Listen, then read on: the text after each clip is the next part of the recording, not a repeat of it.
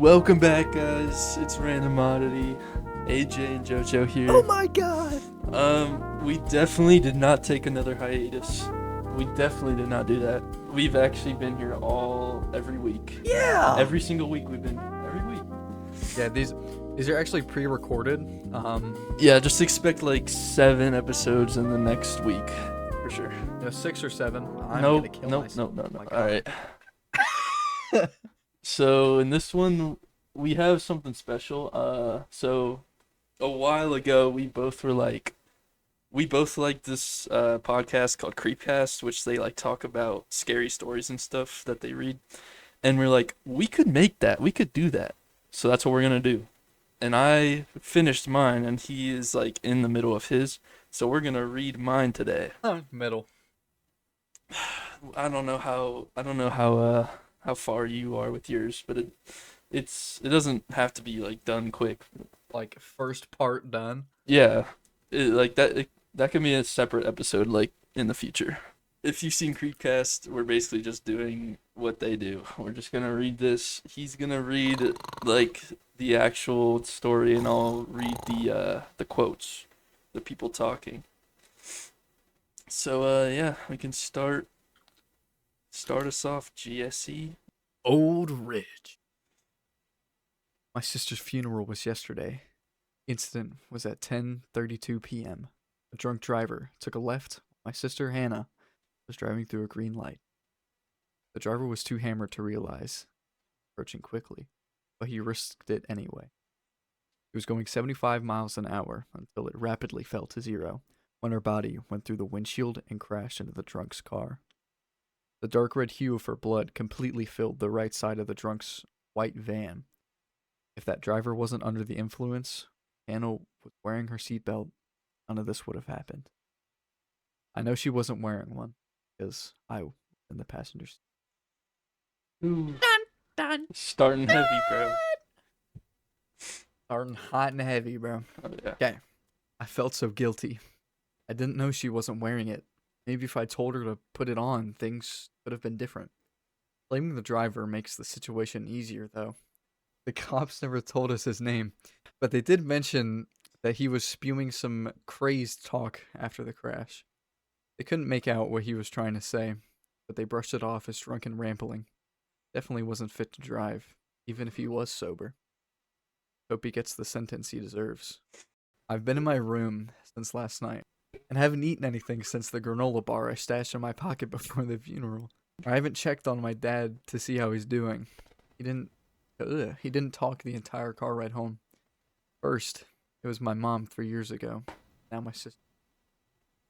Lifted my head off my pillow to see a pool of tears I left in my breakdown. I wiped my face with my shirt as I stood up weakly. I could still feel the airbag bashing my chest in with such force that it had left a massive bruise. Like 6'10"? How did it leave a bruise on your chest? I mean, it depends on the car. When I got in a crash, like 2 years ago, it bruised my chest. It hurts to use my arms or try to move in certain ways, but I didn't care. I can't be one to complain. Slight car accident. It's okay though. The room was a mess. T-shirts and shorts thrown around the place and unpaired socks all over the floor. I ignored them and headed for the door. It creaked loudly as I opened it slowly. Hear slight whimpering coming from downstairs. Halfway down, I see my dad sitting on the couch, head in hands, lightly wept into them. It seems nothing in this house is quiet, because he must have heard the wooden stairs creak. Oh, That as he wiped his tears. sorry, I didn't see you. It's okay. He came down the rest of the stairs and sat across from him, the couch in the living room. We sat there in silence for what seemed a lifetime. I'm sorry you have to go through this, son. Stayed quiet, down at my feet. This wasn't supposed to happen to you, not us. Another tear rolled down his cheek as I looked up at him. Felt more tears starting to form. I just don't know what to do. What can we do?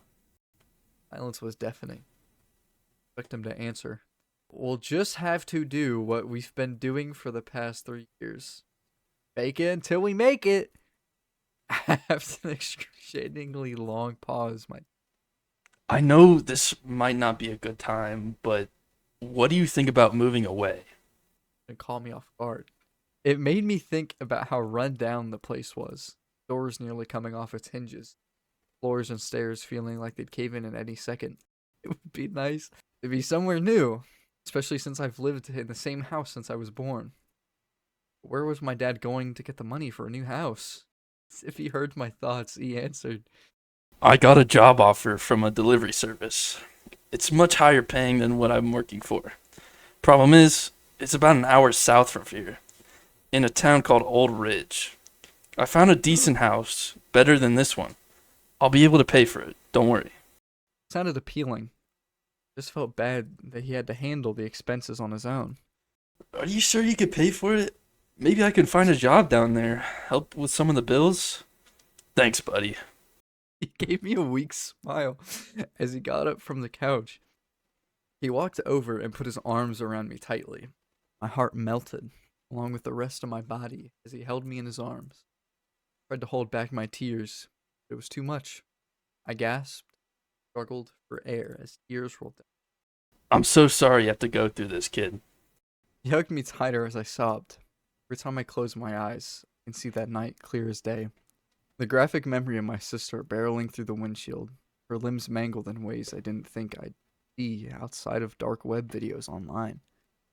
I would never be able to erase it from my memory. It haunts me every night. I close my eyes. I don't know if I can do this. The weight of both women in my life suddenly gone was just too heavy. Knowing I'll never be the same again. It was even worse for my dad, having to lose his wife and his own child. It's gonna be all right. We'll get through this together. I could hear the uncertainty in his voice. I hoped we would be able to recover. Couldn't. At least we would be miserable together. So, you're gonna be okay with moving? Yeah. Are you sure? I can give you some time to think about it. No, it's okay. I'm fine with it. I looked up at him, genuine smile. My dad can get a higher paying job and live somewhere more secure, then who am I to argue with that? Okay then. I'll accept the job and we can leave in a couple of days. I had everything I needed for the new house packed into 3 different boxes. One for all of my clothes, one for my 2010 personal computer and all of the parts it needed, and the last one for my random accessories and toys. Jesse's mic didn't really pick up this paragraph, so I'm gonna read this post-production. I peeked in my sister's room, which was mostly empty. Last night, my dad and I put her stuff into a couple of boxes. We kept a couple of her things for memorabilia, but most of her clothes and other items were either given to charity or sold to whoever would take them. One thing we kept was a necklace that she would always wear. It was a necklace I gave her on her 20th birthday. I got it from a generic jewelry store, but she loved it and wore it almost every day. It was mostly silver, while the charm was a golden heart. On the back of the heart, it said, I love you forever. Before my mom passed, I would do chores around the house for allowance. I used all the money I made from it to get my sister that necklace. She wore it on the day of the crash. Before she was taken to the hospital, a police officer came up to me, holding the necklace. He asked me if I was related to Hannah, and when I confirmed, he gave me the necklace to keep. I started wearing it almost every day once he gave it to me. It's something to keep that has a little part of her everywhere I go. Checked my dad's room, crouching down in front of one of the cardboard boxes, piles of clothes into it. He heard me approaching. Are you ready to go, bud? Pretted smiles with me, nodded. Saw Hannah's necklace. Smile faded a little. His eyes were suddenly filled with sorrow. Yeah, I got packed up pretty quick. I don't have much to pack anyway. Alright, we can leave here pretty soon. I just gotta finish cleaning up here before we go. I can help. Thanks, I'm finishing up with this last box. But if you want to start without me, you can put the Tupperware and utensils in a box downstairs. I started down the stairs that sounded like they were about to collapse and found a box to put the Tupperware in. I headed to the kitchen and opened the silverware drawer. I don't know exactly why, but I started counting each individual fork, spoon, and butter knife. 1, 2, 3, 4, 5, 6 forks. 1, 2, 3, 4, 5 spoons. 1, 2, 3 butter knives. I never realized that we had one less spoon than forks. Maybe someone accidentally threw one in the trash along with their paper plate. Didn't have any glass plates, so I didn't have to worry about counting those. Do have some glass cups though. 1, 2, 3, 4, 5, 6, 7, 8 glass cups. 1, 2, 3 glass coffee mugs. I made sure to put these in carefully so they wouldn't break on the transport. Box was about halfway full, and all I needed to pack now was the plastic Tupperware. I didn't bother counting those because there were so many plastic shapes and sizes that I wouldn't even know how to classify them. So I just tossed them all in the box.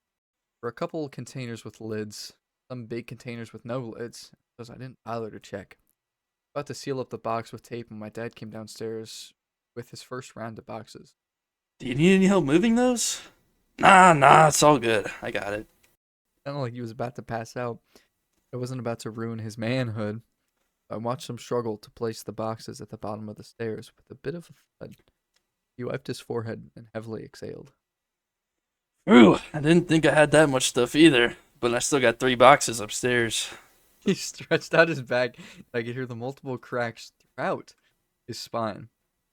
Searched through his back pocket and held his car keys. Do you mind putting some of these boxes in the trunk for me? I grabbed them and nodded. Walked back upstairs as I unlocked and opened. Struggled to pick up the first box, but managed to bring it to the back of my dad's SUV. I put it on the concrete driveway, reached into my pocket. I unlocked the car and swung open the trunk. I had hoped all of our boxes. I thought it wouldn't be too bad, though. We can cram some other boxes and items in the back seat. Well, I lifted the box up and carefully slid it to the back of the trunk, touching the back seat. I walked back inside for more boxes, and I saw my dad coming down the stairs with another one. Hey, grab this one for me, will you? I took it from his hands. It was lighter than the one I took outside previously. I put all the forks and stuff in that box in the kitchen if you want to look at it before taping it up. He went to the kitchen as I headed outside with the box he handed to me. Placed it right next to the previous box in the back. I wiped the sweat off of my forehead with my sleeve. Heard a door open, close to my right. Thought it might have been my dad coming outside, but instead, it was our next door neighbor. Both exchanged looks as he headed over my direction. Hey, Sonny, what you doing with those boxes? The man was old, about 80 years old. We never really talked all that much. I couldn't remember his name. All I knew is that he and my dad would go out golfing a few times before. Ever since Mom passed, they'd reclusive. Hey, we're actually moving away. It was a pretty awkward exchange. Just stood there after the fact. Same oddly big smile on it. Oh, well, that's a shame. Where are you headed? My dad's got a job in Old Ridge, about an hour south of here. The man's demeanor immediately changed from cheery to blank-faced. His smile faded faster than anything I've seen before. The color from his eyes vanished into nothingness. Old Ridge? His monotone voice gave me the creeps. I instinctively took a step back. What about Old Ridge that set this old guy off? Assumed that maybe he used to live there or passed through before. Yeah, do you know the place? Didn't answer. Face didn't change. Didn't even move. It was as if he was in a trance. I looked to my left and saw my dad coming out of the door with the box of Tupperware I packed and I taped and sealed up. Peeked around the box to see the man and smiled. Hey, Bill, it's been a while. Stepped out of the way as my dad put the box in the trunk. Bill still in a frozen state. Quickly snapped out of it. Dad spoke to him. Hey, Jim. So you're moving to Old Ridge, huh? That's right. Did my son tell you? Yup. He also told me you got a job down there. That's great. His big smile on his back, his tone shifted back to how it was originally. Like, from different people. Yeah, we're excited. Nice to have some change, you know? Oh, I know it all too well. Bill took I- a long pause. I'm sorry about your daughter's passing recently. Thanks. Well, my dad wanted nothing to do with this, and neither did I. I remembered seeing Bill at the funeral, just for a moment, but he was standing in the corner after the ceremony, not interacting with anyone, down at the ground, staring off into space somewhere. I never trusted this man. I don't know if it's just because he's old and frail or something about his vibe just doesn't sit right with me. Another long pause was broken by Bill. He started again. Alright, well, you two best get back to it. I wouldn't want to keep you. Dad and I were heading back inside, but before we reached the door, the man chimed in another time. Best of luck in Old Ridge. My son Martin lives there. That place is not what it seems. Bye bye now. He waved us goodbye as he closed the door behind us. My dad and I exchanged confusing looks. Puzzled as ever, What a weirdo. read my mind. We brought out the rest of the boxes, able to cram everything in the trunk. I slammed the trunk door shut and handed my dad's key back. Swung open the passenger side door, jumped in there. I'm gonna do one more sweep of the house to make sure everything's good, alright? I gave him a nod as he went back inside. I breathed deeply and exhaled as I closed my eyes. My head was still wrapping around what Bill meant about this town were really a good idea. Well, guess there's no turning back now. The house has already been sold. I opened my eyes and looked out the passenger side window. My skin began to crawl as I looked at the side of Bill's house. At his window was a silhouette staring at me. It wasn't just anyone, it was Bill. I squinted my eyes to see that he had a massive frown on his face, as if polar opposite from before. His hand was smudging the window as it was pressed against it firmly. My breathing became shaky. It became hard to breathe. It was like his presence was sucking the life out of me. I glanced to the front of my house as my dad came out the door and locked it behind him. My eyes quickly darted back to the man's window, but the silhouette was gone. I could still faintly see the handprint he left on the window. Dad opened the driver door and plopped himself next to me. He exhaled, closed the door, and started the engine. It took a little longer than expected to start up. The car was persistent, and the engine began. Alright, you ready? Got a long trip ahead of us. I guess so. Okay, let's hit the road. The drive was excruciating. I was exhausted, but I couldn't sleep. Every time I shut my eyes, there she was, laying there on the road in between her car and the white van. Her small car's front end was completely obliterated in the crash, making the engine and car itself unusable. The side of the van didn't take as much damage, but was still caved in. The image of my sister's mangled body stuck to my brain like gum on the bottom of a shoe. I just wanted to forget. I needed to, but I never will. My dad glanced over periodically and noticed my antsy movements and behavior. You doing okay, son? Yeah. No. I'm sorry. Good news is we're almost there. We can try and get more comfortable in the new house. The next exit sign showed Old Ridge Pike in big white letters. I was excited to see civilization. The whole time I've just been looking out the window, only trees or areas of flat grass. I was excited. I was still nervous to know what kind of town Old Ridge was like. We got off the exit, and I instantly felt a pit in my stomach. It was as if an energy field was surrounding the edges of town, the borders not able to contain whatever was lurking inside Old Ridge. The town looked as normal as any other, but at the same time, it looked a little too normal that it looped back around to being strange. There was a gas station off the exit that I've never heard of before. There were no fast food chains, only local restaurants. Every shop that we passed by were minuscule. Grocery stores were local as well. The town was small, but I didn't expect it to be a ghost town. 0 cars driving past and signs of life in any parking lot. We drove past the strip of stores and commodities, got to the neighborhoods. It was a small road that split off into separate sections of houses. The road had so many twists and turns. We turned into a neighborhood named Woodwind Drive. The houses looked all too simple, all having the same core features, comprised of brown bricks on most of the walls, white garage doors and roofs, windows spaced evenly around the outer walls. However, there was one anomaly showing on the outside of each house. At the top left corner of each garage door was a different, vibrant color imprinted into the dark brown bricks. Every house I saw had a different color hue. Every color you could think of was in the neighborhood, displayed on each and every person's home. My dad pulled into our driveway. The house looked like all the others. The color on our house was bright cyan.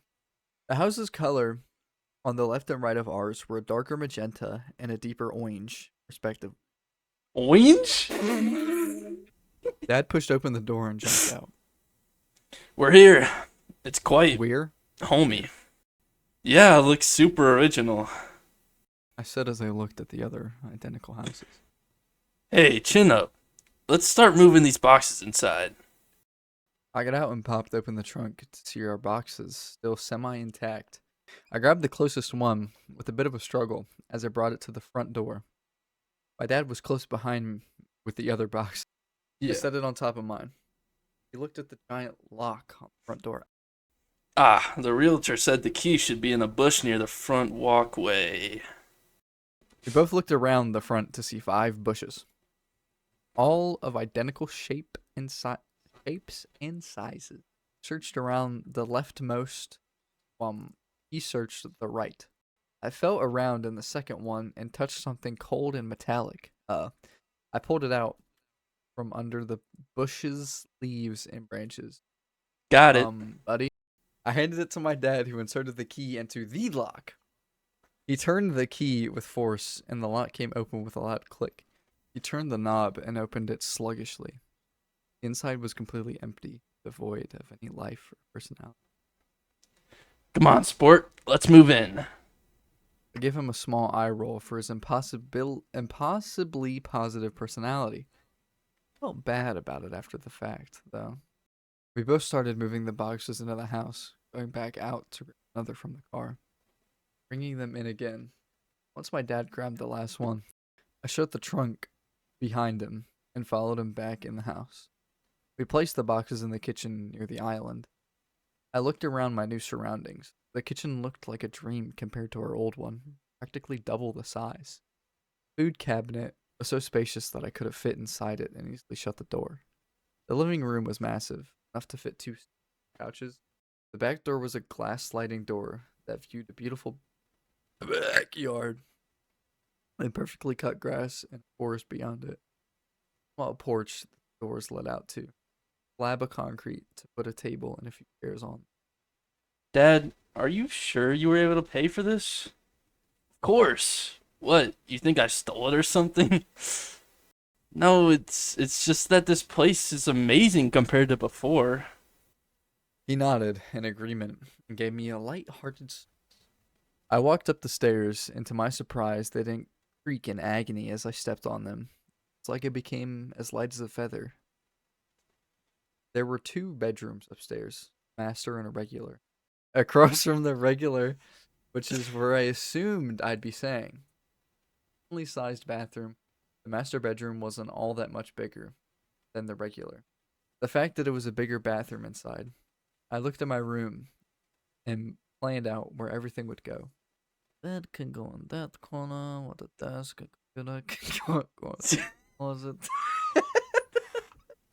My dad came up the stairs and awed at the rooms. Oh my god! Wow, it's even better than the pictures. Walked in the master bedroom and spun around, eyes darting around the room. Walked in behind him. Yeah, I like it. What do you say we go out and get some food and furniture? First, we wanted to find a restaurant to eat at because I haven't eaten during the car ride. We found a place named Charcoal Grill. We didn't need to make any reservations. It's at ourselves. I took a look at the menu, and they had your run-of-the-mill items that you'd find at a grill place. When the waitress came up to us for menu orders, I asked for the grilled chicken char wrap Gave me a puzzled look. Char wrap? I don't think we. She took a quick glance at my menu. Oh, right. Sorry. Seems like they change this menu every day at this point. She made a soft chuckle and proceeded to look at my dad. Where's the chuckle? And you, sir? I'll have the salmon on the rocks, please. You got it. I'll have those out to you two shortly. Her reaction to my order was confusing to me. How does a waitress not know what items are on there? It didn't seem like she was inexperienced. There wasn't anyone training her while taking our orders. Even if they changed the menu frequently, you'd think she'd be told the new item on the menu beforehand. We left the restaurant after filling our bellies, and our next stop was for furniture. My dad stopped at a place named Andy's Furniture. The store clerk greeted us, and we looked around for what we needed. The prices seemed to be decently cheap. I just hoped that my bed frame wouldn't collapse below me during my slumber. We managed to get everything we wanted for around $650 smackaroonies. We then realized after the fact that we couldn't bring all of this home, not in one trip anyway.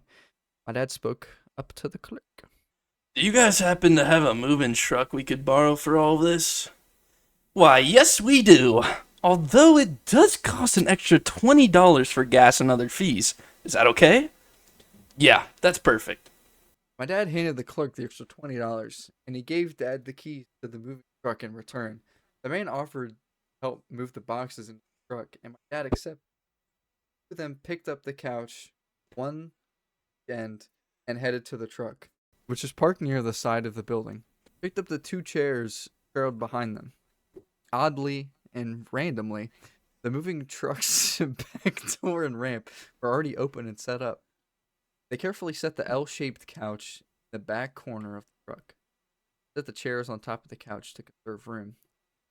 We made 3 more trips to fit all of the items inside. All right, you're all set. Once you're done, just park it back here and leave the keys inside. Make sure you bring back the truck in the condition you found it. Be safe. The clerk waved us goodbye and walked back inside the store. We hopped in the truck and made our way back home. The ride was bumpy, and I especially thought anything that was made of glass in the back would instantly shatter once we got up the windy road to our neighborhood.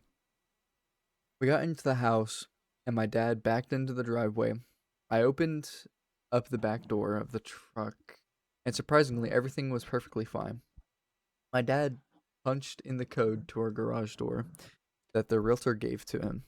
The door slid open with a jolt and made a grinding metallic sound as it slid all the way up. I pulled out the ramp, and we started to take everything inside. First the couch, which took the both of us to move. Everything else was pretty easy, but awkward to move individually. Some items had to be pivoted sideways through the door to fit tables and the bed frames managed. Once all of the furniture was inside and in place, I had let out a long sigh.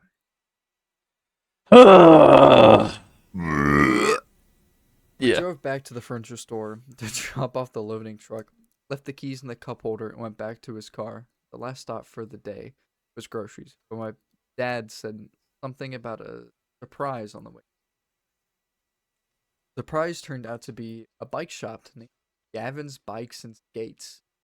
I just figured with this town being so small, you could use a bike to get around, you know? Ah, sweet. Thanks, Dad. Oh, it's no biggie. Anything for my little boy. He let me pick one out from the racks.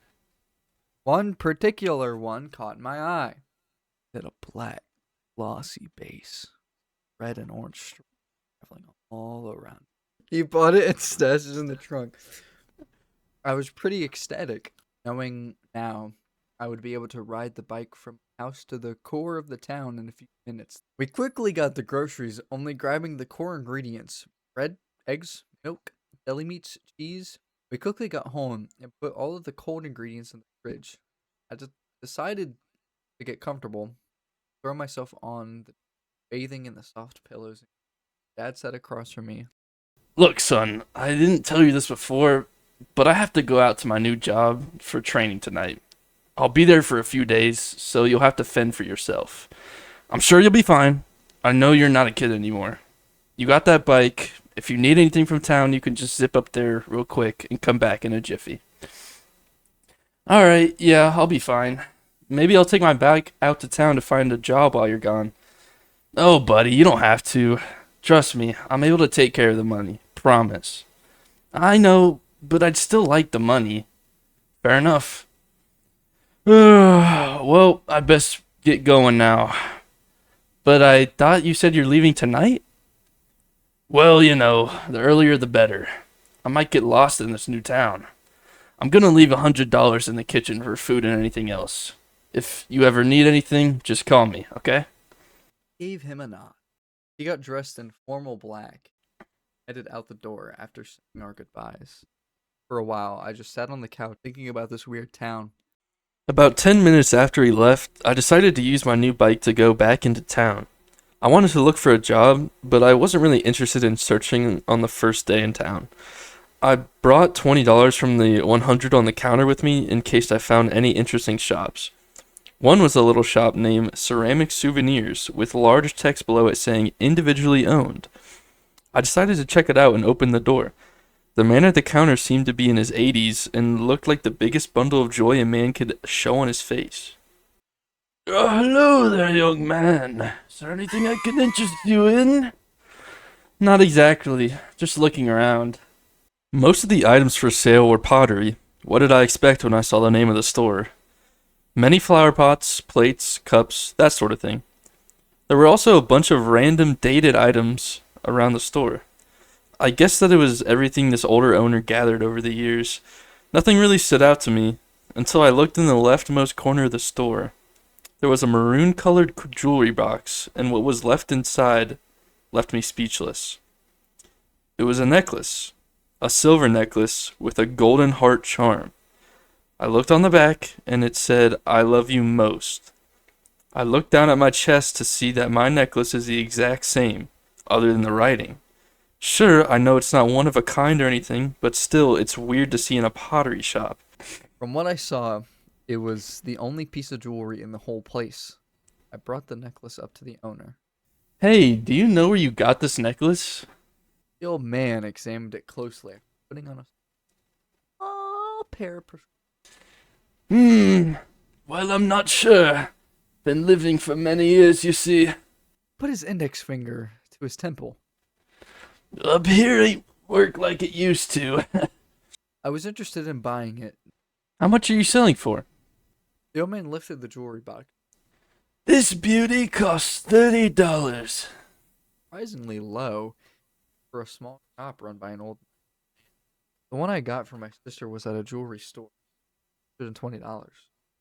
Even though the price for this impostor was incredibly low, I brought $20 with me. Expected that maybe haggle for it. You think I could take it for 20? I'm sorry, young man, but I don't negotiate. You could always come back tomorrow. I'll be here, same time. I accepted, but was still annoyed that I'll have to come back for it. I left the store and rode home on my bike, with the intentions of coming back for it tomorrow. It was around 7 p.m. by the time I got home, still a couple hours before sundown. I didn't want to call it a night just yet, so I racked my brain for anything to do. I remembered the backyard leading to the huge forest. I looked out the glass door to see a dirt path carved into the ground, leading deep in the forest. I decided to make a turkey and cheese sandwich and took it with me, as I made my way into the mass of trees. It was mostly peaceful, the sounds of birds chirping and leaves rustling all around me. The chill evening breeze cooled me off of the summer heat. The sound of my slow-paced footsteps hitting the dirt path. As I looked around, I noticed that most, if not all the trees seemed to be centuries old. Loose pieces of bark falling off the wooden statues swaying in the wind. Peeking through the leaves blowing in the wind, I can see the sun near the horizon, accompanied by the deep orange sky. I was walking for about half an hour, my turkey sandwich already devoured, when everything seemed to go dead silent. The sounds of leaves shaking in the breeze disappeared. The breeze itself dissipated into nothing. It was almost as if the birds had died in the sky. no longer making a single chirp. The sudden absence of sound had stopped me in my tracks. Looking around me, time has seemed like it stopped. The trees no longer creaked as they swung left and right. Instead, they were frozen in place. Not even a single leaf caught my eye. That's when I saw the figure standing about 50 feet in front of me on the dirt trail. Even at my 5'9" stature, he was several feet taller than me. I say he, but I have no clue what it was. It looked like the shape of a tall man, but it had no outstanding features. It had no features at all. Its entire body was pitch black, as if a shadow of a man was standing up on its own. It was imposing, and the moment I saw it, the energy I felt when I entered this town came back to me in a flash. Every hair in my body stood up at the sight of it. I suddenly noticed small white dots of light appearing on his face in place of his eyes. It stared me down menacingly, leaving me in chills. I was able to tell that the thing turned its eyes to my right. I looked where he turned and I saw Buck. He was looking around towards the two of us cautiously, moving around sporadically. I looked back at the shadow creature to see its arm raising towards the animal. It slowly uncurled one of its fingers, and in doing so, made the buck disappear in an instant. I jumped back in horror, wondering if I was dreaming or not. It slowly veered its head to look back at me, then vanished shortly after. I didn't know what to think. This couldn't be real. Maybe this was all in my head. I pinched my arm to see if I would wake up, but no luck. After finally taking in what I'd just seen, I ran back towards the house as fast as I could. The sun was more than halfway past the horizon and it was getting harder to see. I made it back to the house and locked the glass door behind me. I stood there looking out the glass for minutes, but nothing came. The trees were back to normal as they swung in the wind, leaves falling to the forest ground. After I realized that I was being crazy and nothing was coming for me, my eyes started watering as I yawned loudly. My eyes fluttered frequently, making it hard to keep my eyes open. I went up to my room, loosely set up my sheets and pillows on my new bed, and flopped onto it. I made sure to take off my necklace and put it on the ground next to me. Next thing I knew, I drifted off to sleep. I was relieved because that night I didn't have any nightmares of my sister. Instead, I had nightmares of that thing I saw in the forest, making everything around me disappear into the void, leaving me and only me. I didn't know what it wanted or why it was doing it. I just knew I never wanted to see it again, in fear of it haunting more than just my nightmares. Alright, how do you feel? Kinda crazy. Fine, I guess. I, Wow, thanks. I don't know. I'm thinking that like it has like its own like radius, and anything in its radius uh like doesn't move the time. Anything in its radius doesn't move forward in time. Okay.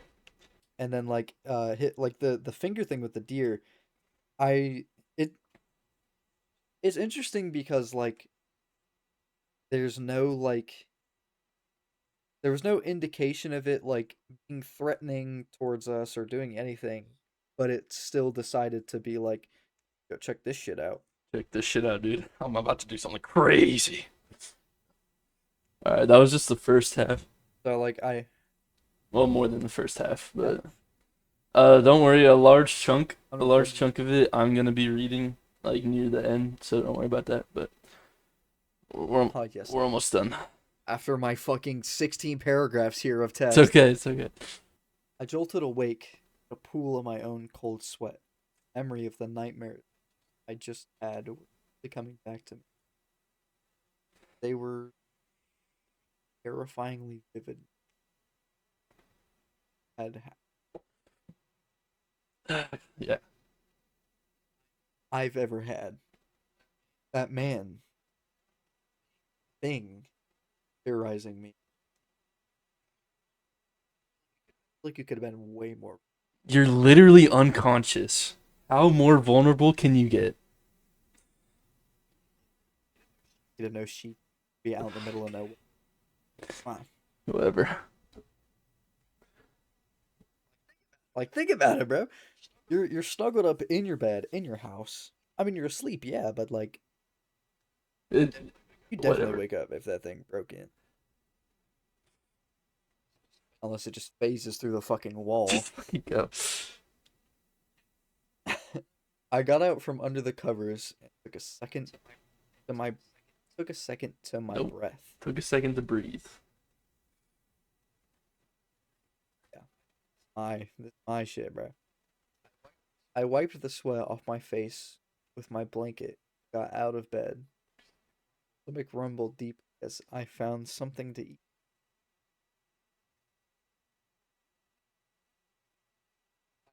I ended up eating an untoasted slice of bread in a bed shape. I found myself staring out the back door, but of course nothing. I had to calm down.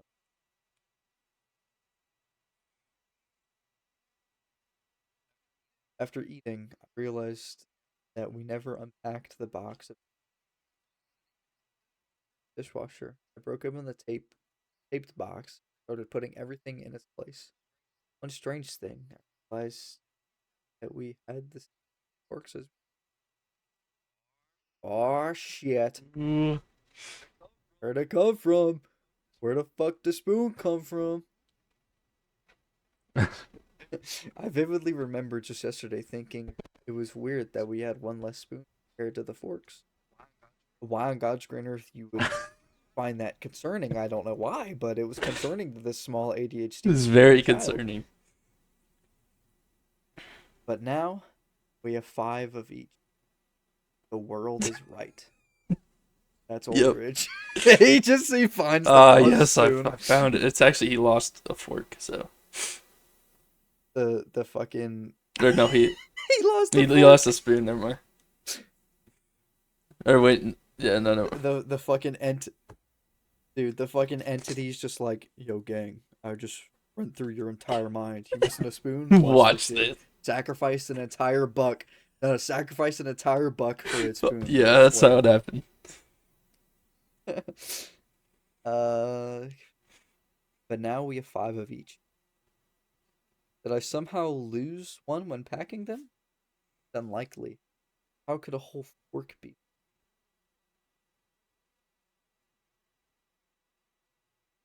What?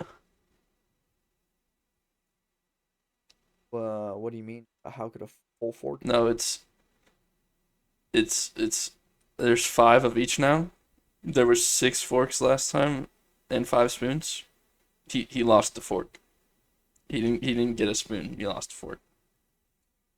So you're saying that we have one less spoon compared. Wait, Vividly remember yesterday. It was weird. We had one less spoon, but now it's even on 5. You see what I'm saying? You see what I'm saying? He lost the fork. that motherfucker! That motherfucker took my fork! You bitch! Did I somehow lose one? Okay, I already heard that. I finished putting everything away and threw the empty box in the garage. I glanced at the digital clock on my stovetop and realized how late I'd slept. Did I? It was 2:31 p.m. average time for me to wake up Mm.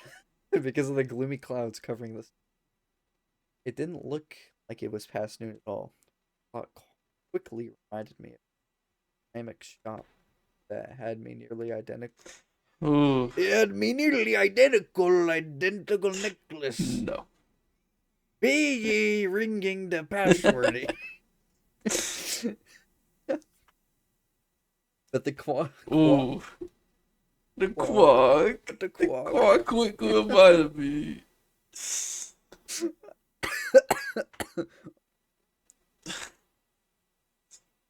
About the ceramic shop that had my nearly identical necklace.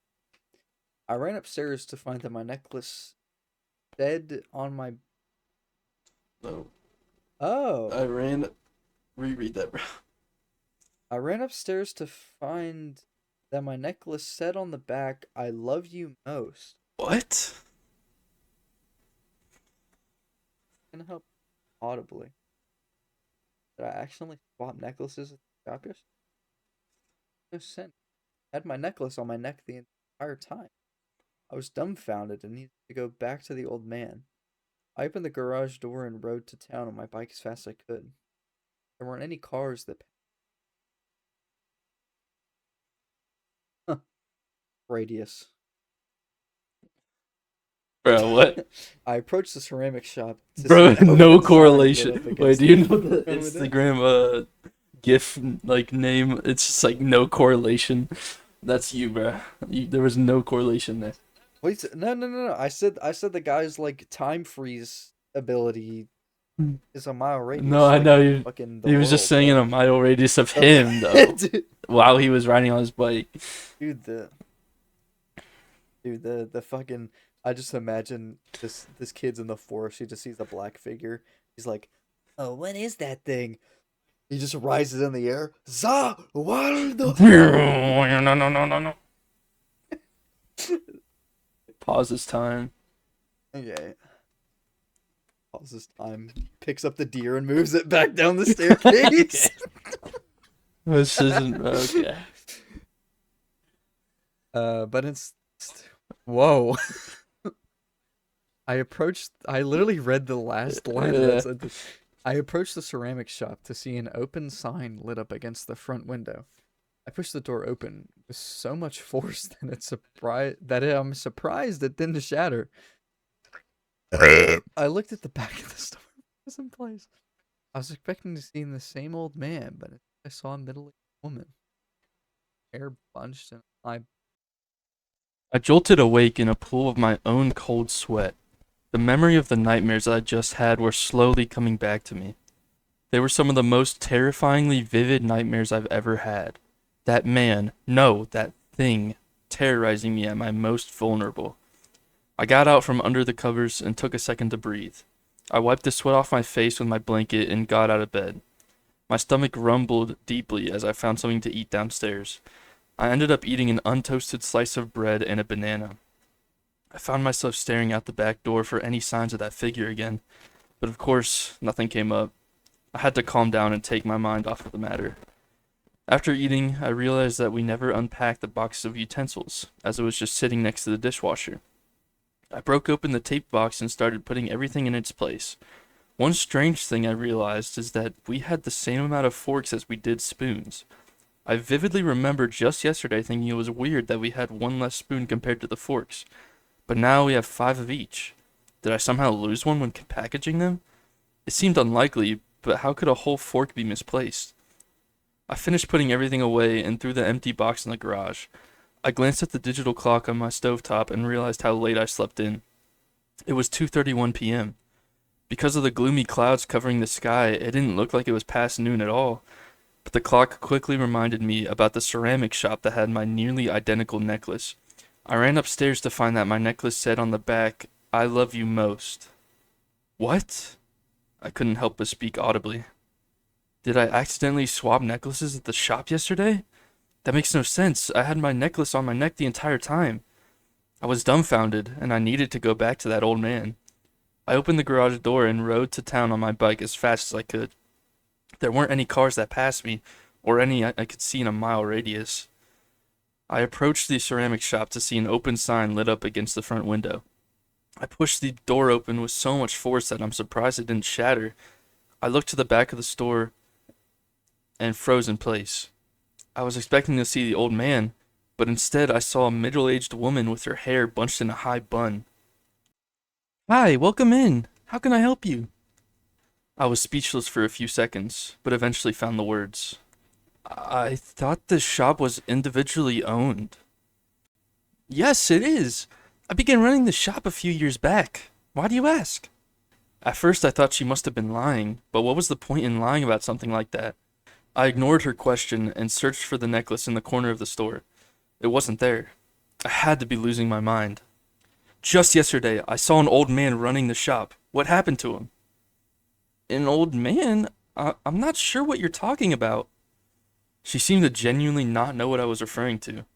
I searched around the store a bit more, still no luck. "Did you happen to know if anyone bought a necklace similar to this one?" I held up my necklace to her. She examined it for a second, then looked up at me. I don't think I have any necklace like that. Sorry. I ran out of the store without saying a word. I got on my bike and slowly rode around town. I was so tunnel visioned on my way to the ceramic shop that I didn't notice all the anomalies around me. The restaurant my dad and I first went to was now named Charred Grill.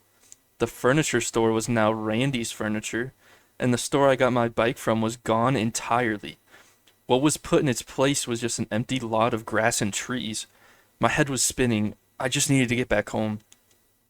As I rode through my neighborhood, I couldn't tell if all of the colors on the houses had changed or if I was just becoming delusional. I tried to ignore it and burst through my front door.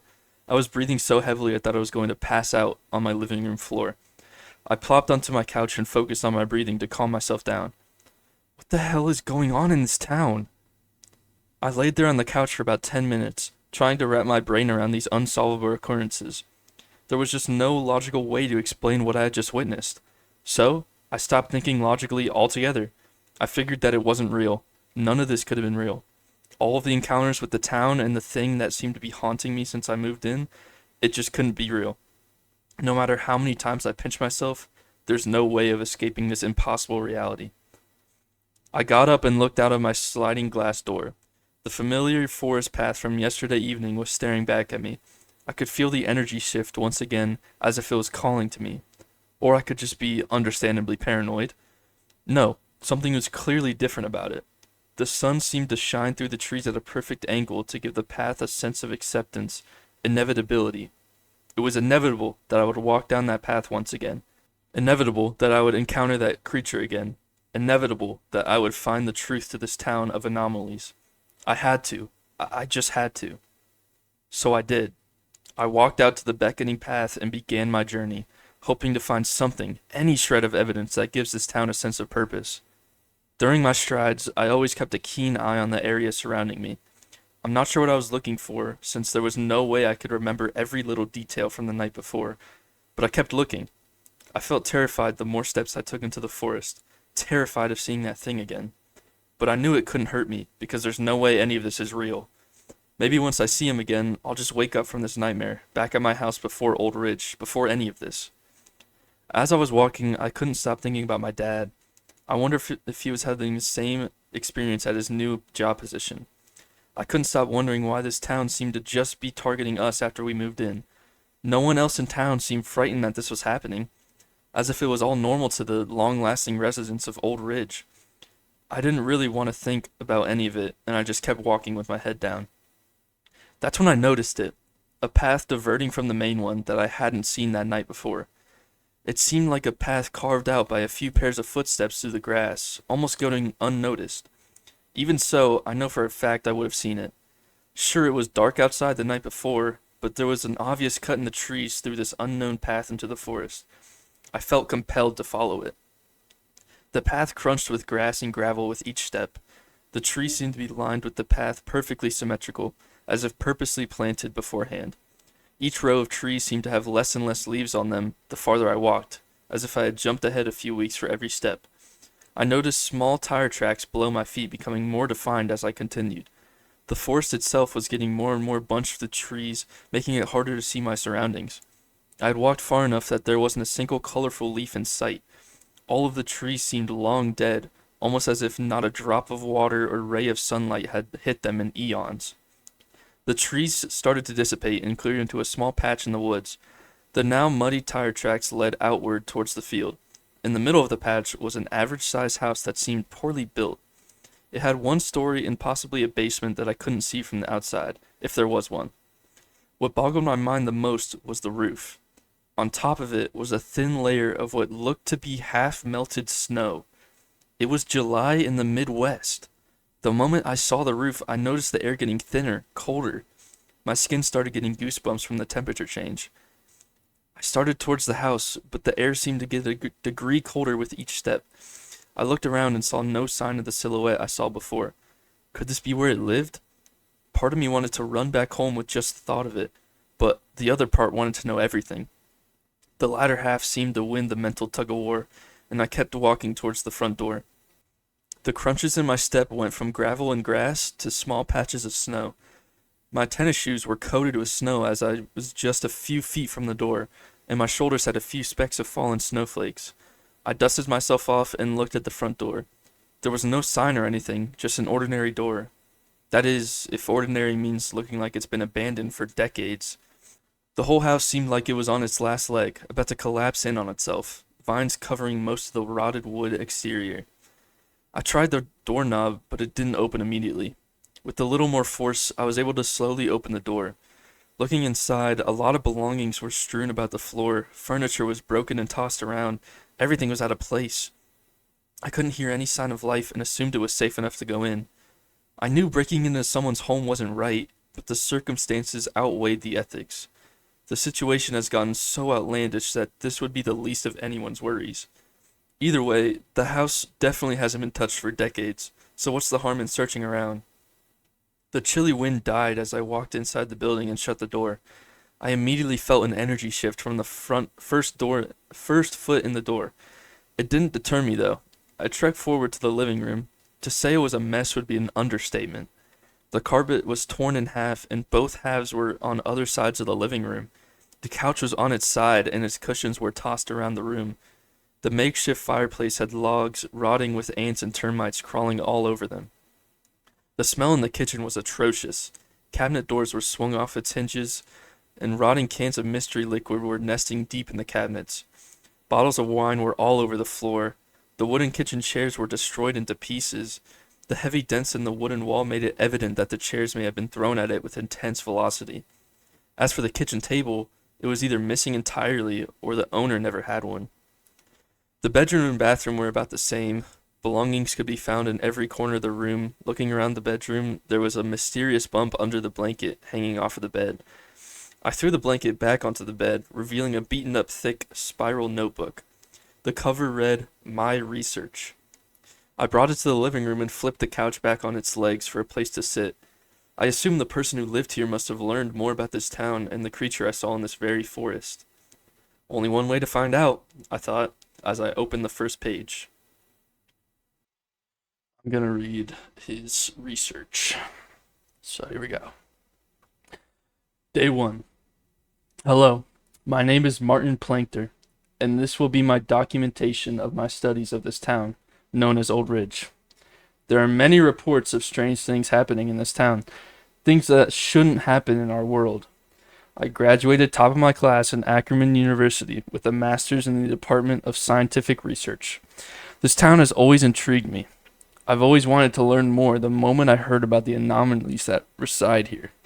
So I decided to move here to learn as much as I can. As of now, I am living in a temporary motel, but I am planning to build a suitable home somewhere in the forest. I have yet to see any weird occurrences during my stay, but I do have to document the feeling this town inflicted on me. Right as I drove past the welcome sign into town, I experienced a sudden feeling of dread that I couldn't quite place. Like the town itself was telling me to turn back. But that feeling made me want to stay even more. I'm about to head to bed on this excuse of a mattress. I will check in with my findings in a few days once I get an actual place to stay. Day 4. This place is not what it seems. Everywhere I look is different than before. The motel I stayed at had 5 fewer rooms the morning I left. It seems like the names of convenience stores and food stops change every time I look at them. The first few times something like this happened, I thought it was just paranoid. But I knew for a fact that what's happening is real, and I don't know how or why. Yesterday, I found a nice spot in the woods to build a home. I hired a nearby construction team on the phone. They said they would be there in an hour, but they never came. I tried to call back, but the number came back with no caller ID. So I went back into town for groceries and food, and decided to just sleep in my car. When I woke up this morning, I went back into the forest to find that there was a house in the exact place I had planned the day before. The structural design was strikingly similar to how I envisioned it. The house was vacant, so I decided to take ownership. I know may not be the most ethical, nor should I be admitting this in my research, but I believe it is important that I stay completely truthful and transparent. I had no idea how something like this could happen, but I was going to find out. Day 6. I saw someone deep in the woods near my home, or I should say something. It was humanoid, but it had no discerning features, as if it was a living shadow. I don't know what it wanted, but I knew it was looking at me. I could feel its gaze staring through my soul. Then it disappeared in a blink of an eye. I'm not sure if what I saw was real or something I conjured in my mind. On another note, my belongings were getting displaced in my home. Things I knew I had in a certain spot are gone the next moment. Someone could be stealing from me, but I find that impossible as my house is far from any significant spot in the city. Someone would truly have to go out of their way to find this place. Unless it was something to do with the creature living in the woods. I don't want to think about something like that entering my home while I'm away or asleep. I'm going to keep a close eye on my surroundings from now on, in case that thing comes back. Day 9. There's a body in my basement. I didn't even know this home had a basement. Okay. That is, until I found a trapdoor under the bed. It seemed to be a wine cellar, wine bottles from hundreds of years ago hibernating down here. In the corner, behind a few wooden boxes, was a decaying body. I could see part of his or her skull, flesh peeling off their body from all limbs. I almost vomited from the sight of it. And the smell. It was the worst thing my nose has ever had the misfortune of receiving. I haven't even been down there since. This town and this house has put so much stress on me, I don't know if I can do this anymore. I plan on leaving in the next few days, but first, I need to know what that thing is. I have a feeling it plays a part in all of this. It might be the reason everything isn't always constant. I will check back in here if anything comes up. Day 14. It's messing with me. It's not letting me leave the forest. Every time I try, I always end up back here. I don't know how, but it has trapped me eternally in this forest. I know it's the creature's doing because I've been seeing it everywhere, as if it's behind every tree I see, haunting me. I only have a few weeks left of food, and I don't know how I'm gonna leave. I can't help but believe that this was the fate of the previous owner, the body in the cellar. I should have taken it as a sign. I should have never taken this house as mine, should have never come to Old Ridge at all. But it's too late for that now. I will ration my food as much as I can and do everything I can to find a way out of here. I'm gonna start drinking the wine downstairs. Maybe that will drown away my anxieties and sorrows. Day 17. A man came to my house yesterday. I can hardly remember it myself. Nasty hangover. He frantically banged at my front door, looking more stressed than me. He had blonde hair, brown eyes, and a noticeable birthmark on his cheek. I let him in and he began to explain his situation. I came to realize that we about had the same story. He too had arrived in this town a few weeks ago and had been experiencing the same anomalies. Well, other than the walking silhouette that had been terrorizing me. I brought it up, but he had no clue what I was talking about, and he still understood my stress and confusion. I offered him a drink from downstairs. After that is what I can't exactly remember. I know we ended up drinking more than 6 bottles together. I barely remember him saying he was going to drive far away from here, said he would head as far up north as he could. I asked if I could come with, and he accepted. I got in his white van, but as we neared the extent that that shadow thing would let me travel, there it was, directly in front of my car. Before I could even think, I was instantly transported back to the house. I can't even believe it myself. It seemed the man I met that night could escape, but I was trapped here forever. I cried myself to sleep last night. I don't know what I'm gonna do. Day 20. It talked to me. Showed me things I never wanted to see. Last night, I saw it again, about 50 feet from the front of my house. I could see its ominous glowing white eyes staring right through me. But this time, I approached it. I started shouting at it to go away, let me leave this nightmare. But it didn't go away. It was just a few feet away from it. I was just a few feet away from it. It slowly reached its hand onto my head. I didn't fight it. I couldn't. It showed me my loved ones. They started terrorizing me, telling me everything was my fault. I ran back to the house as fast as I could. My surroundings slowly faded away, leaving behind only darkness, a void, only keeping the house untouched. I haven't slept since that night. Every time I look outside, I can still see a twisted, reanimated version of my dead grandmother scolding me. I tried to block it out, tell myself it wasn't real, that it was all in my mind, but they never went away. This is my final entry in this journal. If you are reading this right now, there's still time. Take this journal and run as far away with it as you can. Take it to the authorities, as if they'll ever believe me. Now run. Run before you receive the same fate. There's only one way out of this hell for me. Martin Plankter, signing out. I sat on that couch, mortified by what I had just read. I set the notebook down and slowly stood from the couch. Checking back in the bedroom and moving the bed, I could see the mentioned trap door into the wine cellar. I didn't even think about going down there.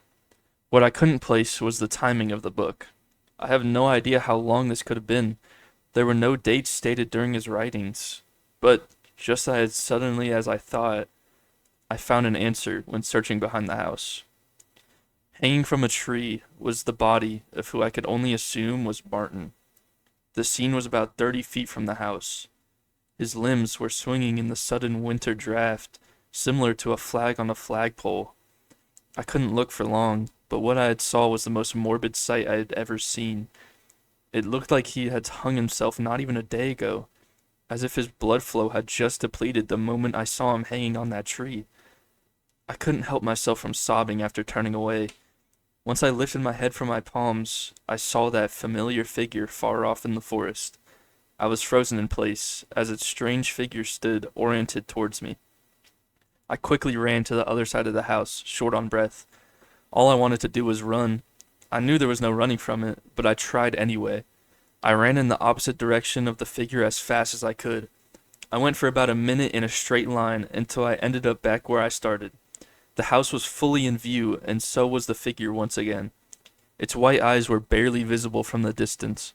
Suddenly, it raised its arm with its palm to the sky, gesturing to approach it. I refused. I wouldn't let it control me. I didn't need to do anything it implies me to do. I stood my ground, not moving a muscle. Then, my foot stepped forward without any input, like it really was controlling me. One step after another, I was inching closer and closer.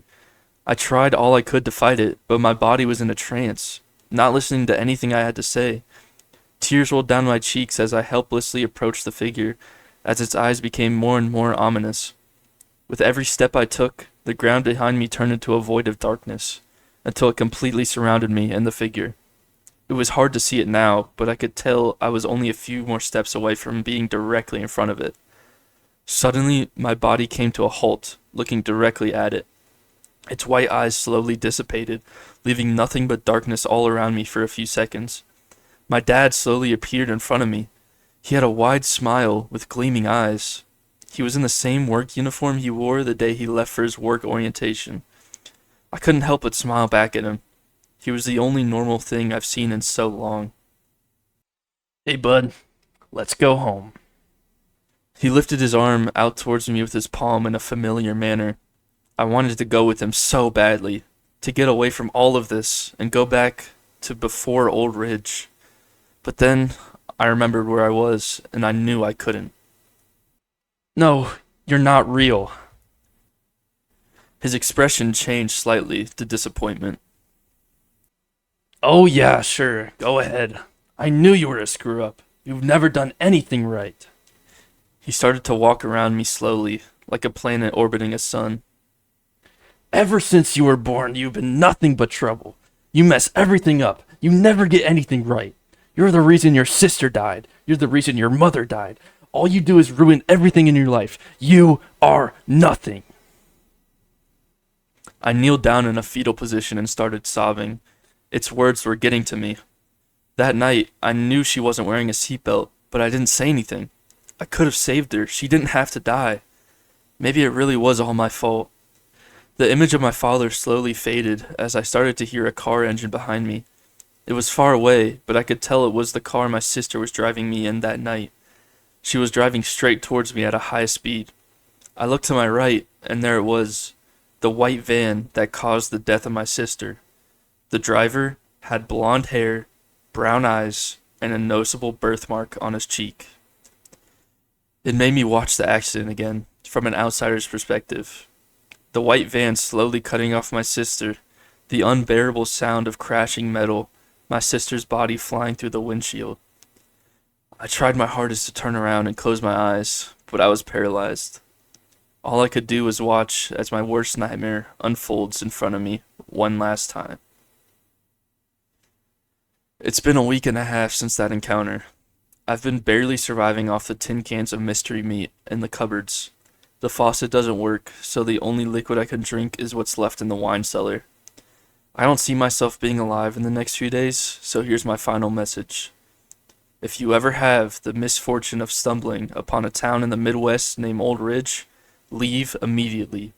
Do not ignore the name of the grocery store being a letter different the next day, or your belongings disappearing and reappearing out of thin air, or that feeling you get right when you step foot in town. And absolutely do not go into the nearby forest to find a cabin frozen in time. Go live out your life, because if you stay here, it'll be the last time you ever will. Whew, that's Ooh, it. I liked that at the end. Hell yeah, dude. I liked, dude. I sat up when it was like I froze or I as I was running away and like he he moved us, like the entity moved us Yeah. and we couldn't do anything. I was like, "Oh shit." I I have questions. I have no idea if they've already been answered. Yeah, if they have been answered, I'll answer them. Cuz this seems really ambiguous.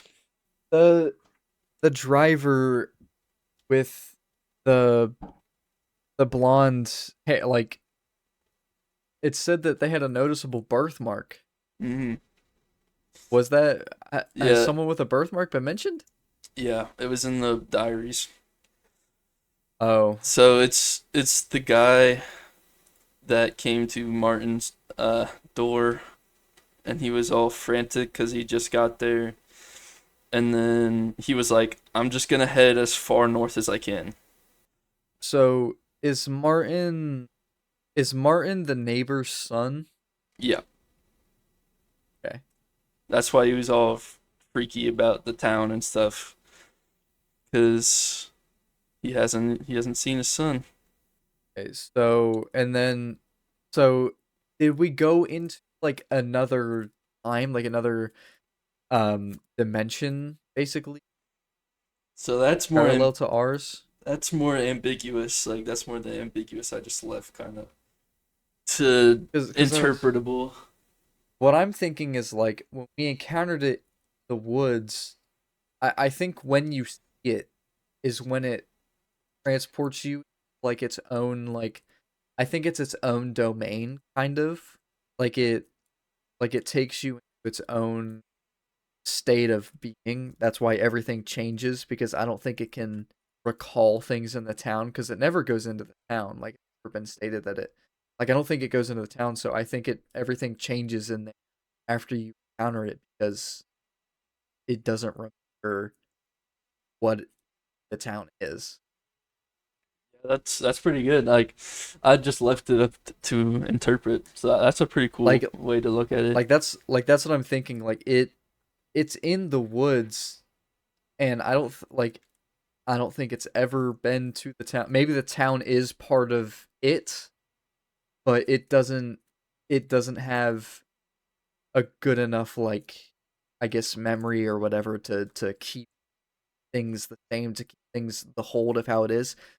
And I like the and anything in its radius has like it freezes.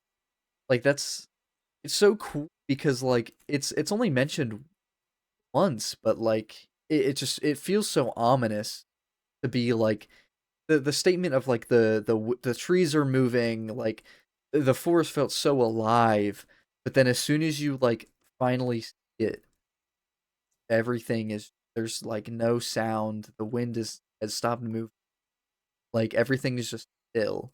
Like Yeah, I think it's such a cool idea. I'm glad you And liked it. then I feel like I that's definitely like a super cool thing I tried to dive in. at the end, so he kind of, repeats what I already forgot his name, but Martin. yeah, Martin. I already forgot. Yeah, he kind of he repeats what Martin does basically. And like that's another thing. I think after you encounter this entity, like after you go into the woods and encounter this entity, you get brought into its domain, but you can't leave it. Like I don't think you can leave Old Ridge in its version of Old Ridge once you've entered it. Yeah, that's super cool. I honestly don't have like a set like all the ambiguous stuff. I don't even really have. I have like multiple things that you could theorize about it, but I myself like don't have a set like reason for it all. So it's cool to like see your thoughts on it and like how you saw it. I really enjoyed writing this, especially the latter half. The first half was like super, that was like during the summer and I was like not very good. I was gonna say that was really like world building. It really got. I would say it got good right after encounter. I feel like right after the encounter, it just stayed so like On your you never toes. lost. Yeah, you never lost interest in reading it. It all felt like there were parts that were like a peak, and then it would obviously dip, but it wouldn't go below a certain threshold of like, oh, okay, Yeah. What do you think about the dad? Like, what do you think his fate is? You think it's like kind of similar?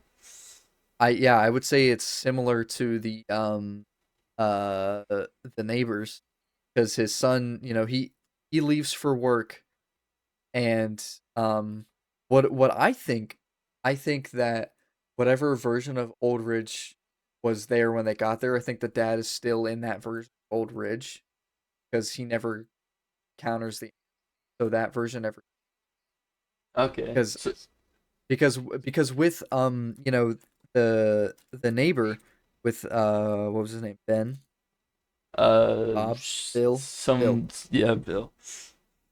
with Bill, you know I don't think, because I feel like, if your child goes missing, and then if you've noticed this town, I'm sure, because I don't think it was said that they lived there, but did it say that they lived there, or were they just there for a? It didn't say they lived there, but the main character like us kind of they thought that maybe he like passed by it or something, like went through the town. That's yeah, that's what I'm saying. Like I think there was something with the town that like they obviously visited quite frequently. So I feel like, if you've gone there quite a few times, you would notice a subtle change, especially the clerk just completely changing genders, and the bracelet changing into the that's another thing with the bracelet. What happened? Like I want to know what happened with the original bracelet, how it swapped into the parallel bracelet. My thinking of it is like, I'm thinking that the entity and like kind of watching us the whole time from the woods, because like it can't go into Old Ridge, but I think it's part of it, but still has control of it. So I think it planted that specific thing there because it has been watching us. I think it watches after people with trauma who have encountered a certain trauma event. I feel like he placed that specific object there, but changed it just a little bit, because he doesn't have access to like the already made object, but he has access to different like dimensions, different like times of being. Like I think he gets this bracelet from a completely different point of reality. That's why the bracelet is changed. And I think he intentionally puts it there so that our main character can see it, and is already so he already has a mystery about this whole place. And then when he encounters it in the woods, he doesn't like explicitly, scream or right, like he's frightened, but when he comes home, he just instantly goes to bed. He doesn't like wait for his dad to come home, doesn't call anybody. He, as soon as he gets home, he just goes to bed. It's it's not like ambiguous to where it's just like, just completely random, like I can make it however you want it, but like I feel like there's enough of like a skeleton with it to have most of the ideas that anyone would think for very simple. And I like that. That's what I like about that type of writing. Like that don't explicitly tell you what it is, because I feel like when something, I feel like if it explicitly tells you what it is, it loses, it kind Yeah, of loses like a version of the thrill of reading that. it's like It kind of, handing it to you on a silver platter. Like you don't get yeah, any it engagement out of it. I agree with yeah, you. it doesn't give you the engagement, and this is really good. I feel like you captured it really well with Thank you, thank you. not I'm like glad you liked it. not like handing not handing it to us matter where like, oh, there's this entity, it changed, the everything's here. It took my bracelet, you find it in the woods. I found this. No, the journal would be like, this is the date I came here, there's this thing. Like it doesn't give it to us on like a linear path, but it gives us like a back and forth kind of pattern that it's like, you give us the basics, but then you don't answer. Like Yeah, I loved thinking my theory, like going. I was That's why I kept pausing, because I was trying to think of like what was happening, and then at the very end, I was like, wow, nothing really got wrapped up. It was kind of just up to you to decide, how really. he, yeah, that I'm was I'm really glad you enjoyed it. I tried to make it ambiguous, but I also really had to make sure it wasn't completely off the rails where there was like nothing to base yeah, off yeah, of. So I'm yeah, glad I like got like a middle ground. yeah, that's what I was saying. Like he didn't give us the linear path of like, here's this is why it does that, here's that, this is, and you didn't leave it like, here's this thing.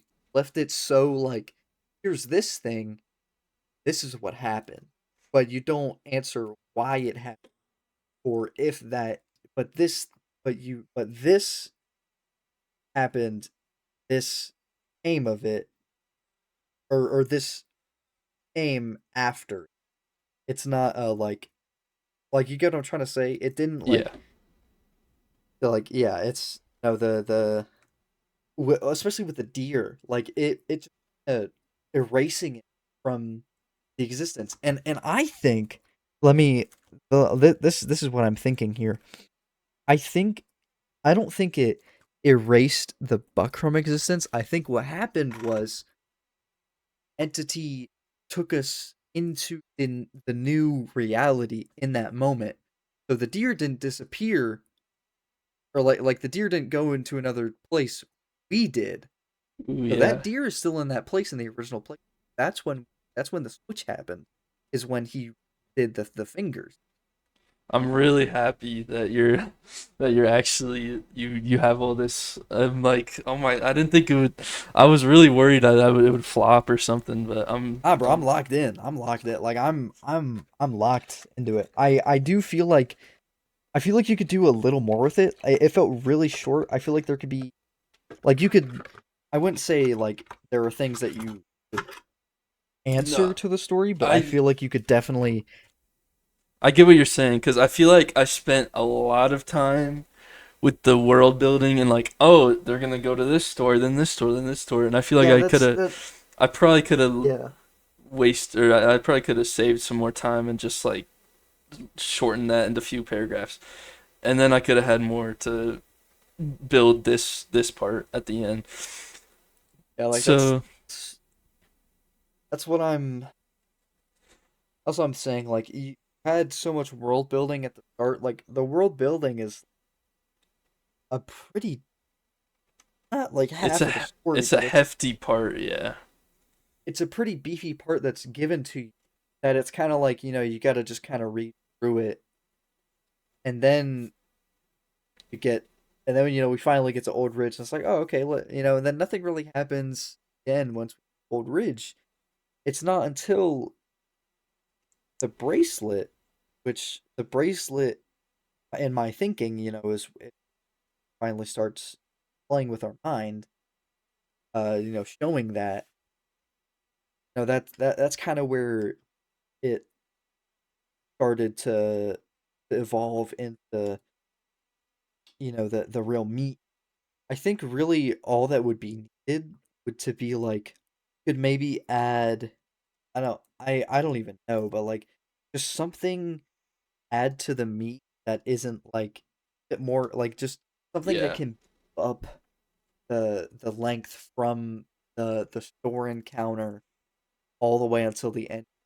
Yeah, so he planned out. He had a whole construction like he had a Yeah. whole drawing of it, and then he hired a construction team to do it.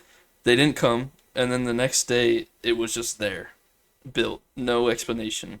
So that's kind of how that happened. Okay, then I'm thinking, uh, did he go out to the plot of land, scope it out first? Yeah, I think yeah, yesterday I found a nice spot in the woods to build a home. So yeah, it was literally in the I same spot okay, he was like planning to for it to be in and stuff. so I think the entity was there in that moment because it's the woods of Old Ridge. It it was spying on him, but since he never made the connection to him to get put, get all this devolved into, the entity started playing with him just like how he did with our main character on the bracelet. Starts messing with him, so the construction team show up and he's like, "Oh, what happened?" He goes back into the woods to try and find this thing, and he builds essentially him to so that keep him here long enough to counter with him. Kind of like a siren. Like they have Yeah, to lure yeah, him into the like woods. yeah, like how a siren plays a lot like their thing to lure. He does a thing to they can basically play right into their hand, walk right into the trap. Well, I guess we can wrap it up here. This was my first like ever story that fully fledged. So it definitely has some problems, but I plan on making more probably in the future, and I can definitely like learn off of this one. I liked it. I'm really happy how it turned out. I think it's really good. I yeah, that was pretty. I'm glad you liked it, and I'm excited to read yours when you're done with it, but obviously don't like rush it. Yeah, mine's gonna get fucking blown out of the water compared. That was pretty. No, don't say that. I bet it'll be really good. But I mean, yeah, you've read the. it's pretty good. I like the first parts. We can wrap it up here. This is Random Oddity, and I don't know what episode number this is. It's like 5 or 6. I don't remember. We will see you guys. See you guys in the next episode. Might be next week. We don't know. Just don't count. Don't count on that. Okay, bye. Adios.